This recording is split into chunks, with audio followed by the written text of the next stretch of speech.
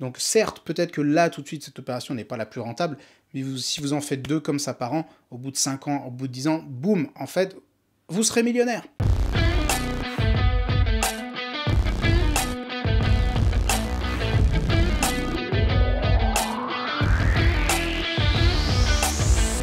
Le sujet de la vidéo que vous allez découvrir maintenant m'a été inspiré par une conversation que j'ai récemment eue avec un chauffeur, Uber avec lequel je rentrais chez moi un soir. On a eu une conversation, j'ai eu une espèce de prise de conscience et je me suis dit qu'il fallait absolument que je fasse une vidéo sur le sujet parce que je suis à peu près persuadé que énormément de personnes qui regardent mes vidéos ont exactement les mêmes pensées, donc attention, grosse vidéo avec grosse prise de conscience et gros éclatage de mindset, je l'espère. On est parti. Salut à tous, ici Yoni le marchand de biens, je vous souhaite la bienvenue dans cette nouvelle vidéo. Si vous êtes nouveau sur la chaîne, eh bien, bienvenue sur la chaîne. Je vous invite à vous abonner et à cliquer sur la cloche juste à côté pour être informé de la sortie de nos nouvelles vidéos. Ici, c'est une chaîne consacrée à l'activité de marchand de biens immobiliers. Et si vous êtes des anciens de la chaîne, eh bien, j'espère que tout roule pour vous, que vous avez la grosse forme et que vous réalisez des marges absolument scandaleuses. Donc, la conversation avec le chauffeur Uber. Donc c'était il n'y a pas très longtemps, je rentre un soir. Bon, soirée un petit peu un peu arrosée. Du reste, et donc je me jette sur la banquette, arrière du Uber et je me mets en semi-PLS en attendant qu'il me ramène chez moi. Et comme quand même, je suis quand même pas le client trop désagréable, je lui demande comment il va, et est-ce que ça marche, est-ce qu'il y a un petit peu de boulot, tout ça. Il me dit ouais, ça va, tranquille, il y a un petit peu de travail, bon, c'était un peu calme, quoi. Donc on discute comme ça, petit small talk, quoi. Oh, hello my friend. Hello.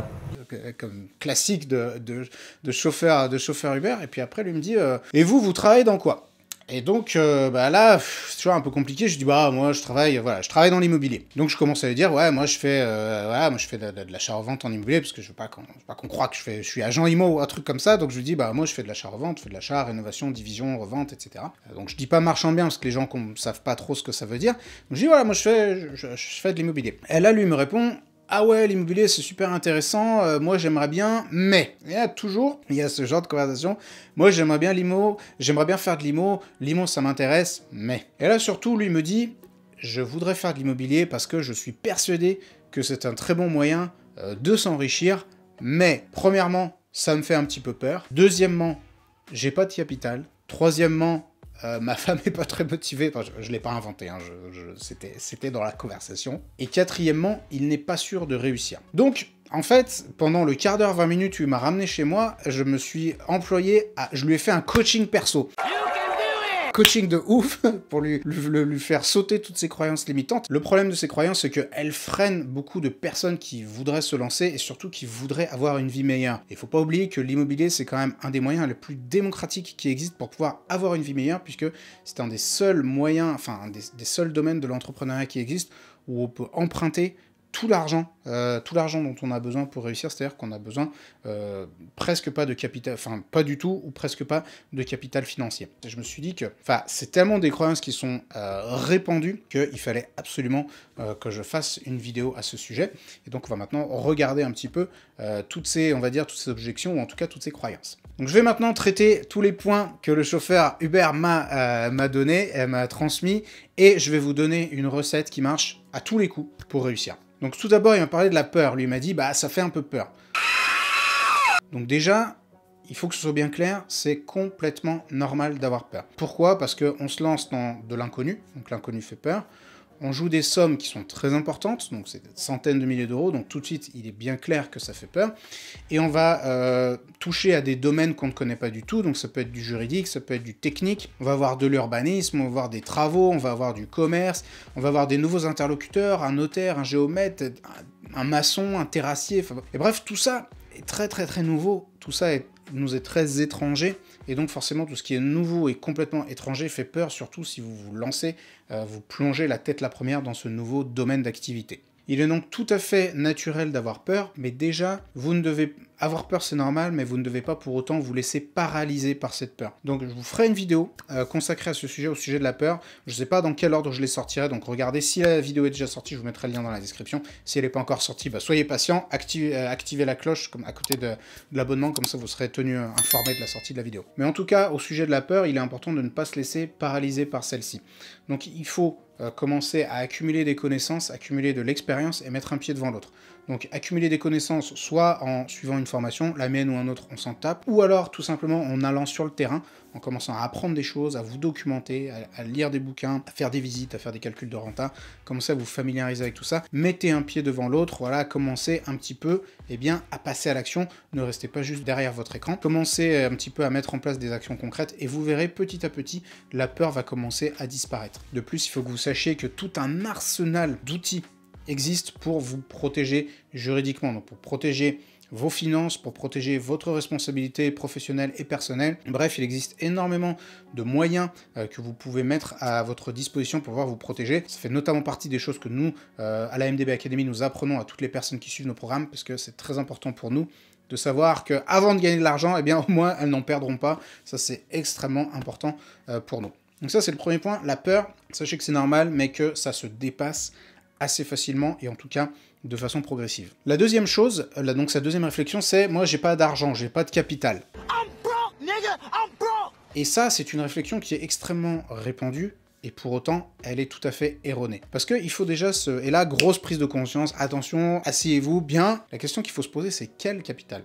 De quel capital on parle ? Puisque quand les gens me disent je n'ai pas de capital, en général, ils font référence à un capital financier. Sauf qu'il y a plein d'autres formes de capital qui existent. Les connaissances, le temps, l'énergie, ça, ce sont des ressources extrêmement importantes. Et la question qu'il faut vous poser, c'est peut-être que vous n'avez pas de capital financier, mais est-ce que vous avez des connaissances? Est-ce que vous avez une expérience à faire valoir? Est-ce que vous avez du temps? Est-ce que vous avez de l'énergie? Parce que dites-vous que dans ce monde, il y a plein d'autres personnes qui peut-être ont du capital financier, qui sans doute en ont des tonnes, Look what I found in my pocket, look! Mais qui n'ont peut-être pas le temps, pas l'énergie, pas la connaissance de faire les choses. Et donc, vous, ce que vous devez faire, c'est mettre à profit le capital dont vous disposez. Et ne me dites pas que vous n'avez aucun des quatre, c'est pas possible, je vous croirai pas. Ou alors, il faut faire une petite introspection et se demander s'il n'y a pas des changements à faire dans votre vie. Mais en tout cas, il y a forcément une de ces ressources dont vous disposez. Du temps, de l'argent, des connaissances ou alors de l'énergie. Et donc, si vous n'avez pas de capital financier, ce qui était visiblement le cas de notre chauffeur Uber, c'était ce qu'il faut faire, c'est tout simplement vous mettre au boulot. Dire, ok, moi j'ai pas d'argent, mais j'ai de la motivation, j'ai du temps, je vais accumuler des connaissances, je vais accumuler des compétences, et je vais aller chercher l'opération. Et je vous garantis que lorsque vous avez une opération qui crache de la renta, c'est impossible de pas se faire financer. Alors quand les gens pensent se faire financer, ils pensent nécessairement aux banques. Et il n'y a pas que les banques dans la vie. Il y a plein d'autres moyens de se faire financer, parce que effectivement, une première opération, quand vous n'avez jamais fait d'immobilier, vous n'avez pas d'apport, machin truc, trouver une banque, c'est compliqué. Par contre, il existe plein d'autres manières de se faire financer, et je vous garantis, j'ai consacré déjà des vidéos à ce sujet, que l'argent est une ressource qui est extrêmement abondante en France. Par conséquent, vous ne devez pas vous soucier de l'argent. Et ça, c'est un truc que j'essaye vraiment de faire rentrer dans la tête des personnes qui suivent mes formations. L'argent n'est jamais un problème. Ça n'est jamais un problème. Par contre, trouver un dossier, bien le ficeler, bien le présenter à des investisseurs, ça, c'est pas donné à tout le monde. Mais ce que je peux vous garantir, c'est que si vous arrivez à le faire, vous trouvez une bonne OP, vous commencez à avancer, vous la montez de façon à ce qu'elle soit rentable et vous la présentez de la bonne manière aux investisseurs, c'est sûr que vous allez vous faire financer. Par conséquent, la question de l'argent, c'est une fausse excuse. Donc quand le chauffeur me dit « moi j'ai pas de capital », il fait référence au capital financier, mais le capital financier, c'est pas un problème. Le troisième point, si vous vous rappelez, c'était que sa femme, elle n'était pas très d'accord, sa femme n'était pas très chaude pour se lancer dans l'immobilier. Oh, non. Enfin, en tout cas, ça lui faisait peur. Et c'est bien naturel, puisque ça me renvoie au point de la peur, puisque c'est inconnu pour la plupart des gens. Et je vais vous dire un truc, même les personnes qui viennent à mes formations, et en général, moi, mon public, j'ai pas trop un public de débutants qui veut s'enrichir en 6 mois, j'ai plutôt un public de gens qui ont une expérience professionnelle sérieuse, une expérience dans l'IMO, une expérience dans l'investissement, et qui veulent passer à la vitesse supérieure. Donc c'est quand même un public qui est très averti en général, et ben je vous garantis, quand ils finissent les formations, que ce soit des formations en ligne ou en présentiel, ils hallucinent sur la quantité de choses qu'ils ignoraient avant, et ils hallucinent sur la quantité d'informations qu'on leur transmet. Et c'est un public averti. Alors imaginez pour les personnes profanes, c'est-à-dire les personnes qui n'ont jamais fait d'immobilier, ne s'y sont pas intéressés, n'y connaissent que dalle.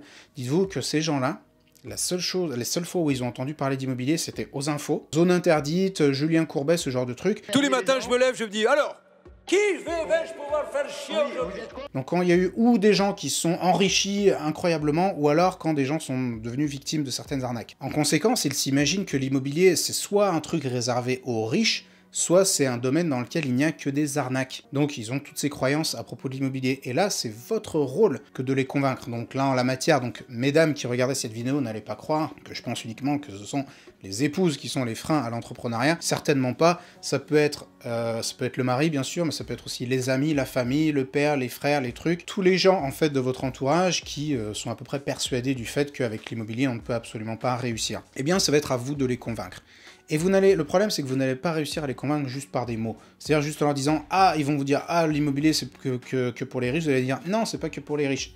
Vous allez convaincre personne comme ça. Et en fait, la meilleure et surtout la seule façon avec laquelle vous allez réussir à les convaincre, c'est en leur montrant qu'ils se trompent. Et comment vous allez leur montrer qu'ils se trompent? Eh bien, tout simplement en réalisant des opérations qui soient rentables et en commençant à gagner de l'argent. Donc, malheureusement, si vous avez un partenaire ou une partenaire qui n'y croit pas, eh bien, vous allez devoir commencer à avancer sans son soutien. C'est-à-dire, vous allez dire, ok, tu n'es pas avec moi sur ce truc, pas grave, dommage, je me rappellerai quand je serai millionnaire, mais non, ne soyez pas comme ça. Mais vous allez dire, ok, moi je prends note du fait que, bah ok, toi tu penses qu'on réussit pas, je vais te prouver le contraire. Donc vous allez mettre en place ce qu'il faut et vous allez montrer à la personne, eh bien, qu'elle se trompe. Vous allez donc devoir faire le premier pas tout seul, puis un deuxième, puis un troisième, et vous allez devoir commencer à avancer seul, et seulement une fois que ça aura réussi, eh bien, votre partenaire peut-être vous rejoindra. Et ça, c'est dur, et franchement, c'est la vie de tous les entrepreneurs, enfin, ou de beaucoup d'entrepreneurs, mais dites-vous que c'est votre rôle de pionnier. Vous n'êtes pas des suiveurs, vous êtes des leaders. Les entrepreneurs, vous ouvrez la voie à de nouvelles choses, vous ouvrez la voie à de nouvelles croyances pour les personnes qui vous entourent, et c'est le rôle du pionnier, le rôle du leader que d'être seul en tête de la file, et que à un moment donné, vous allez devoir justement assumer cette solitude et remplir pleinement ce rôle. En tout cas, vous allez pouvoir, en mettant ces actions en place, leur montrer quelque chose, une chose dans laquelle je crois fermement. C'est la dernière partie de cette vidéo, la dernière chose que vous allez pouvoir leur montrer, une croyance, en tout cas, ça n'est pas une croyance, mais c'est une conviction très profonde que j'ai concernant l'immobilier. Tout d'abord, je vais mettre une petite réserve. Ce que je vais vous dire n'est valable que pour les personnes qui vont se bouger.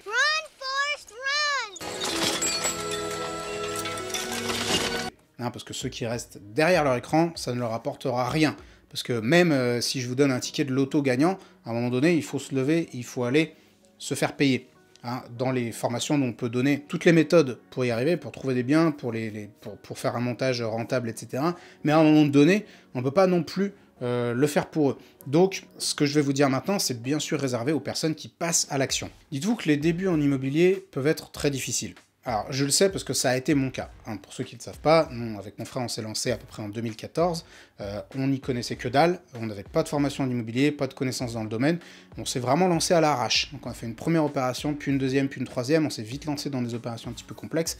On s'est pris de nombreuses torgnoles qui nous ont appris énormément de choses. Enfin, en tout cas, on a appris sur le tas et dans le dur. Et ça a été un peu long et ça a été un peu compliqué. Donc, je suis très bien placé pour savoir que les débuts en entrepreneuriat et en immobilier, ils peuvent être un petit peu compliqués. Et j'ai également connu de nombreux entrepreneurs dans d'autres domaines, pas juste dans l'immobilier, pour lesquels les débuts ont été très compliqués. Et justement, c'est tout l'intérêt des formations. Moi, j'en suis moi-même, c'est-à-dire que je suis assez friand de formation, et dès que je peux, je me lance dans un domaine plus ou moins nouveau, eh bien, je vais aller sur une formation parce que je sais que ça va m'économiser un temps fou et des prises de tête incroyables. Donc, c'est tout l'intérêt des formations, en fait, c'est de s'économiser tous ces revers, ou en tout cas tout cet apprentissage dans le dur. Mais ce qu'il faut vous dire, c'est que toutes les personnes pour lesquelles les débuts, certes, ont été compliqués, donc que ce soit dans l'immobilier ou autre, elles ont au final toujours amélioré leur destin économique. Même les personnes qui ont acheté un Pinel foireux à un entrepreneur il y a quelques années ont finalement amélioré leur destin économique, parce que c'est toujours mieux d'avoir fait ça que de n'avoir rien fait du tout.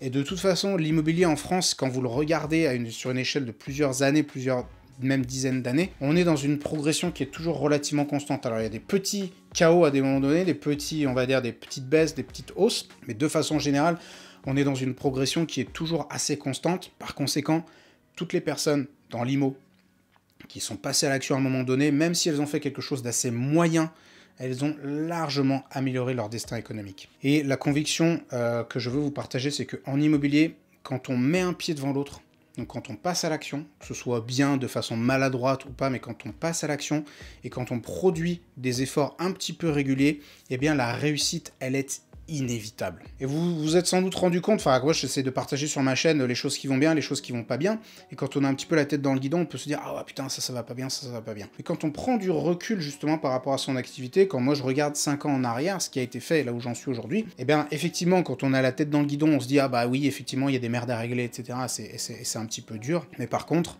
quand 5 ans, 10 ans sont passés, eh bien on a considérablement amélioré sa condition économique. Mais attention, il faut quand même faire les choses dans le bon ordre et en bonne intelligence. Et la recette, elle est quand même très simple. Il faut mettre un pied devant l'autre et passer à l'action. Je vous invite donc déjà à aller visiter des biens, à aller discuter avec des agents immobiliers, à vous intéresser à votre secteur, à faire des calculs de rentabilité, à faire des devis, bref, à commencer vraiment à vous familiariser avec votre marché, à aller visiter des biens, à aller commencer à penser ce que vous feriez, ce que vous pourriez envisager comme travaux, comme division, comme ménagement, etc. Donc commencez déjà à mettre un pied devant l'autre, un petit peu à démystifier toute cette activité. Et au début, dites-vous que vous ferez peut-être une affaire moyenne. Ça c'est un souci que je rencontre avec beaucoup de personnes qui veulent se lancer, qui attendent la bonne affaire, la super affaire. Dites-vous qu'au début, vous pouvez vous contenter d'une affaire moyenne. Pourquoi vous pouvez vous contenter d'une affaire moyenne? Parce que c'est mieux que pas d'affaire du tout. Il vaut mieux une petite marge que zéro marge. Et au début, vous pouvez vous dire, ouais, ok, mais c'est pas exceptionnel, mais c'est ok, de toute façon, c'est pas forcément en faisant des choses éclatantes et exceptionnelles qu'on s'enrichit. Dites-vous que la réussite en immobilier, elle s'inscrit sur le temps long. Donc certes, peut-être que là, tout de suite, cette opération n'est pas la plus rentable, mais si vous en faites 2 comme ça par an, au bout de 5 ans, au bout de 10 ans, boum, en fait, vous serez millionnaire. I am a fucking millionaire.